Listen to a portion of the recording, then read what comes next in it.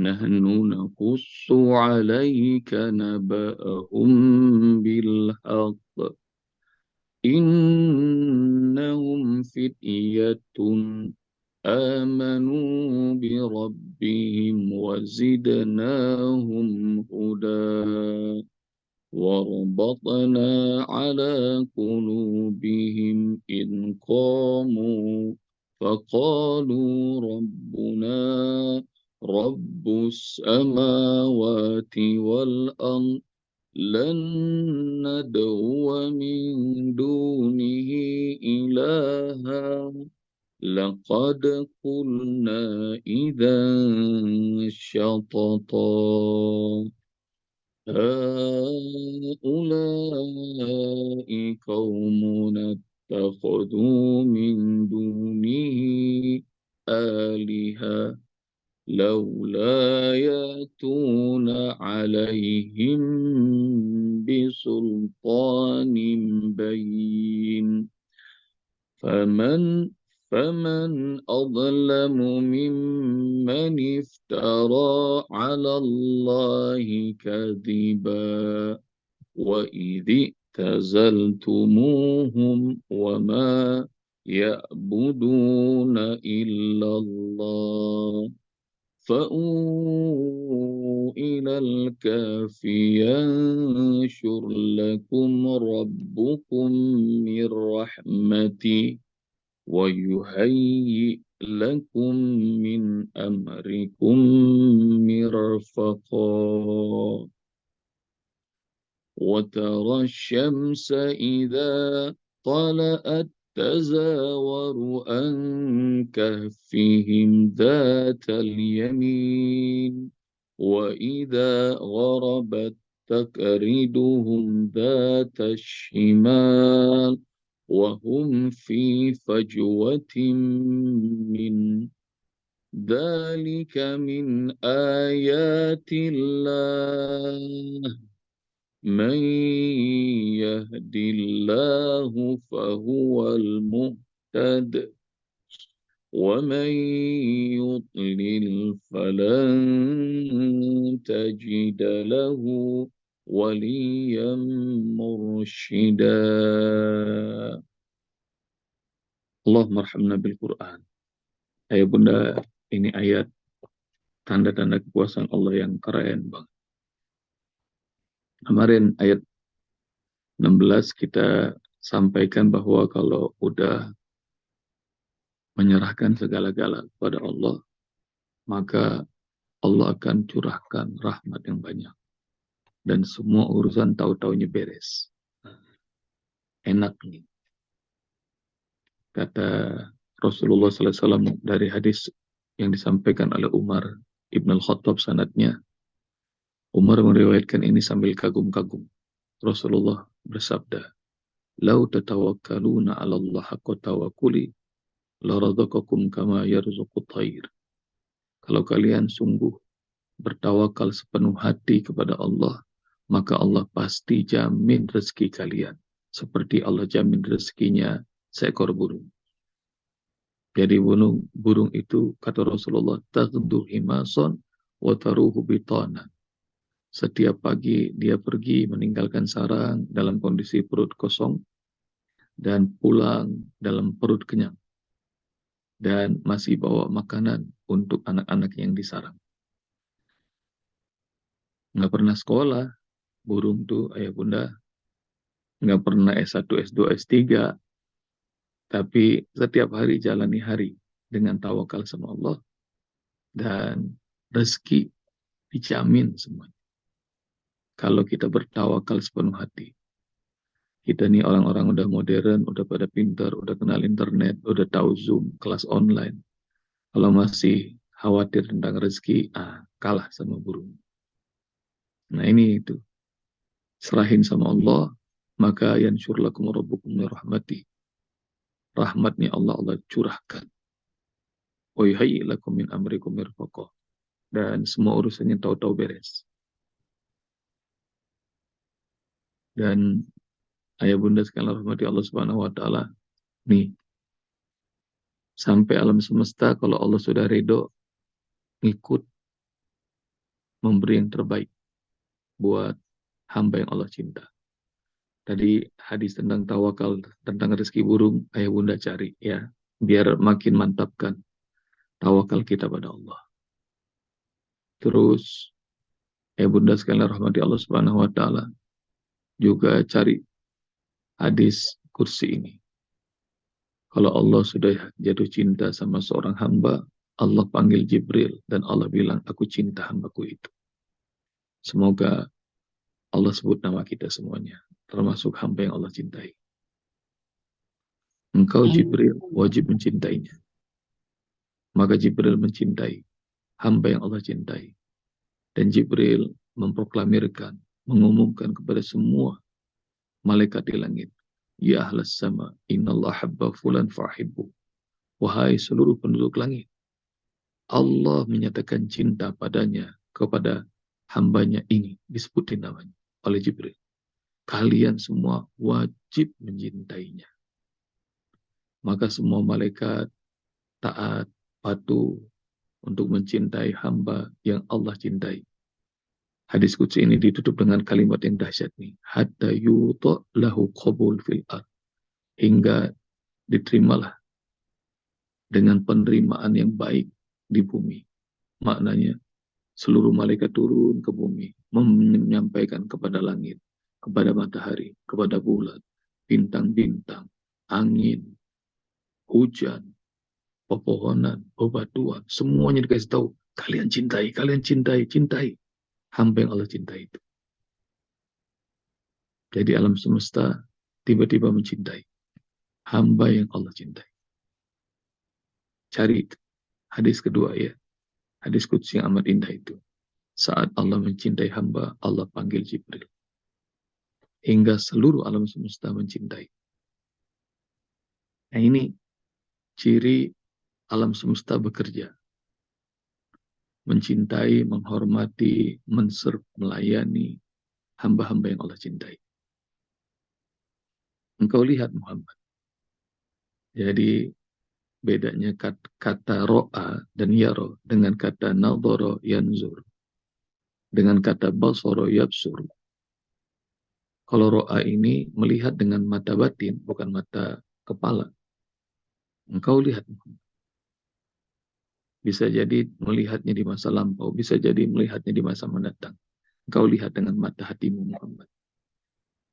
Matahari itu kalau lagi terbit menyinari gua Ashabul Kahfi, ya bunda, matahari terbit itu dari timur, dari kanan. Benar kan? Matahari tenggelam itu di barat, di kiri. Maka lihat nih, bahasa Allah. Ini menunjukkan bahwa guanya itu, gua tempat mereka berlindung, menghadap ke mana kira-kira? Ke utara. Menghadap ke utara. Jadi menghadap utara. Jadi kalau mataharinya terbit, maka matahari itu akan condong kemana? Ke kanan, zatul yamin, ke kanan, seret gitu. Dan kalau mataharinya dia terbenam, dia condongnya ke kiri. Tahu kenapa? Ayah bunda. Supaya tidurnya nggak keganggu dengan sinar matahari. Jadi, Masya Allah, mataharinya aja respect. Jadi matahari nggak mau menyinari mereka. Padahal ayah bunda ngerti ya, kalau yang rumahnya dulu di kampung, suka bercocok tanam, padi dan kebun. Ada yang rumahnya di pesisir, suka untuk ngelaut. Ayah bunda bakal tahu tuh. Orang-orang dulu ngasih tahu, kadang-kadang tuh matahari nggak selalu ada di timur. Nanti bisa jadi timurnya timur utara, timurnya timur selatan. Ayah bunda nih ngerti apa enggak nih? Terbitnya juga begitu, tenggelam juga begitu. Tenggelamnya nggak selalu ada di barat. Kadang-kadang ada baratnya adalah barat utara, ada baratnya barat selatan. Jadi maknanya ya bunda sekalian rahmati Allah Subhanahu Wa Taala, selama 309 tahun itu matahari terbitnya nggak pernah ke begini, nggak. Jadi timurnya selalu timur begini. Selama berapa? 309 tahun. Jadi musim alam semesta tuh jadi berubah tuh. Hanya gara-gara tidurnya orang-orang yang Allah cintai. Allah. Keren ya. Tidurnya aja dicintai malam semesta. Tidurnya aja jadi ibadah. Ini bukan berarti Ustaz menganjurkan ayah bunda banyak-banyak tidur. Bukan. Jadi banyak-banyak ibadah sama Allah sampai nanti nggak usah ibadahnya. Tidurnya aja jadi sesuatu sejarah banget buat banyak orang. Zalika wahum fi fajwatin min, dan mereka anteng di tempat di bagian yang luas di dalam gua itu. Mereka Allah tidurkan, bukan mereka tidur. Ditidurkan oleh Allah Subhanahu wa taala. Kita sudah pernah bahaskan bagaimana bedanya mati dengan tidur. Dua-duanya ditahan sama Allah ruhnya. Tapi kalau mati, Allah selalu pegang ruhnya. Sementara orang yang Allah hidupkan lagi setelah tidur, dikembalikan ruhnya. Dan ini, tidur itu, ayah bunda, Masya Allah. Ayat 18 besok, hari Senin, kalau Allah kasih panjang umur, kita bakal tahu tuh. Sampai malaikat juga respect. Tidurnya 39 tahun dibulak-balik sama malaikat. Ntar sebelah kanan, sebelah kiri, itu. Kayak orang nggak tidur. Jadi mereka tidur, ditidurkan oleh Allah Subhanahu wa taala, dan itu tanda-tanda kekuasaan Allah. Man yahdillah, siapa yang diberi Allah petunjuk, fahuwal muhtad. Maka itulah orang yang beruntung, orang yang mendapatkan petunjuk Allah. Jadi kalau ada orang namanya muhtadi, maknanya dialah orang yang mendapatkan petunjuk Allah. Kayaknya ntar kalau punya cucu, kasih nama kalau laki-laki muhtadi. Umayyudlil, dan siapa orang yang disesatkan oleh Allah, falan tajida lahu waliya mursyida, maka engkau tidak akan dapati untuknya waliyan mursyida, orang yang nolong dan orang yang memberinya petunjuk. Ayah bunda sekalian rahmati Allah Subhanahu wa taala. Ini alhamdulillah Allah beri kita petunjuk belajar tentang astronomi melalui Al-Qur'an. Belajar tentang sejarah Ashabul Kahfi, bicara history. Kita belajar banyak hal dari fakta-fakta yang diceritakan sama Al-Quran yang nggak ketemu. Nanti ayah bunda PR ketiga cari tentang cahaya matahari untuk Ashabul Kahfi. Itu fakta ilmiahnya keren. Jadi gimana ceritanya 309 tahun mataharinya selalu kalau terbit selalu ke selatan terus. Jadi yang di negara-negara bagian selatan kayak Australia, kayak Amerika Latin bagian bawah, kayak New Zealand, bawaannya panas mulu tuh. Jadi terus-terusan panas. Panas dan kalau malam dingin. Jadi biasanya kalau lagi musim panas di bagian selatan, musim di utara dingin.